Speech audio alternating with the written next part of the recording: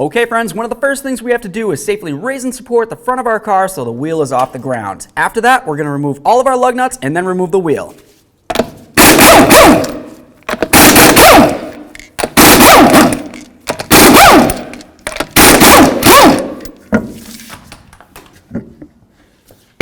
Now with the wheel off of here, we have a nice clear view of our upper control arm. To start removing that, we're going to come right over here to our ABS wire mounting nut.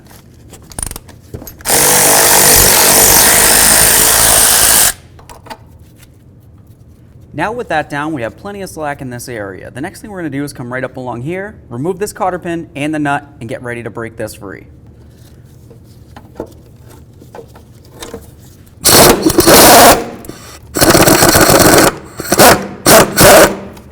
Take that nut, start it on there a couple threads.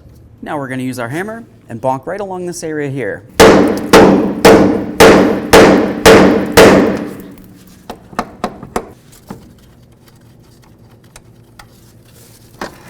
So now that we have the upper ball joint separated, the next thing I'm going to do is come right here to this pinch bolt. We'll relieve that, spray this with a whole bunch of penetrant, and then we'll move down to this one.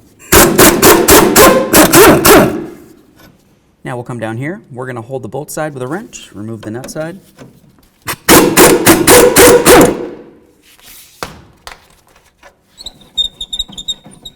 Remove this bolt.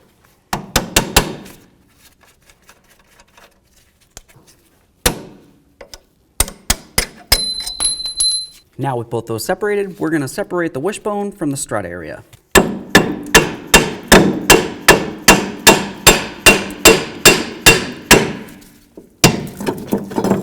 Okay, now let's get under the hood. Under the hood, we're going to remove all 5 of these mounting nuts. One here, here, here, here, here, and definitely don't touch this center one.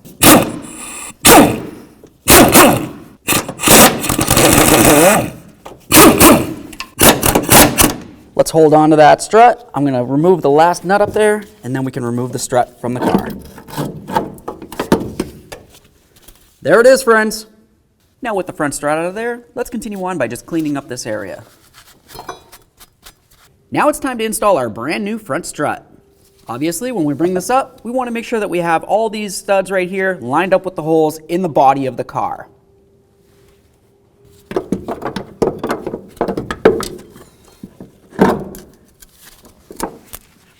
With those up in there, I'll just start on a couple of these mounting nuts.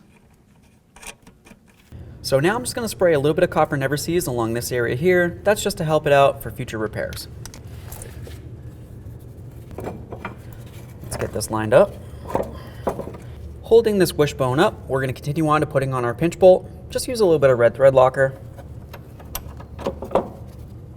Okay, so we're just going to twist this until it completely bottoms out against this area here. You want to make sure that you don't have a little gap there.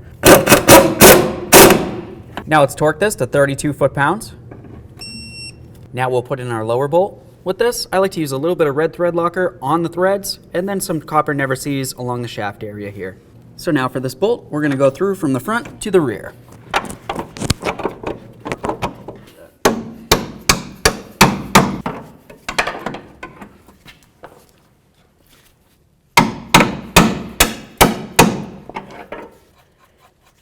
All right, now we'll go ahead and snug this up, and then we'll torque it to 119 foot-pounds.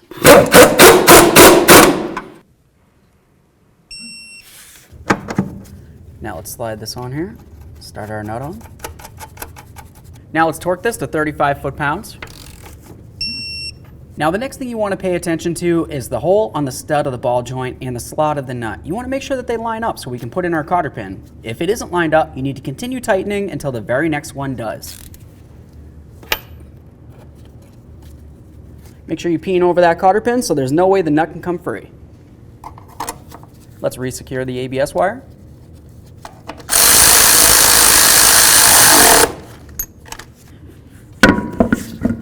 Now let's get the wheel back on here. We'll start all of our lug nuts, get the wheel on the ground, and then we'll torque them all to 80 foot-pounds.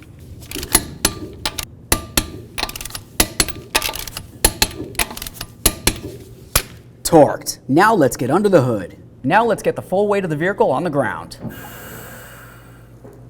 Now let's snug all these up and then we'll torque them to 37 foot-pounds.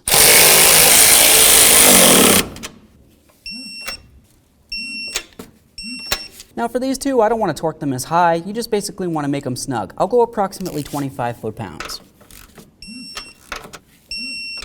Okay friends, so we got the car back together. The process for one side will be about the same for the other. Aside from that, take yourself safely down to your local alignment shop.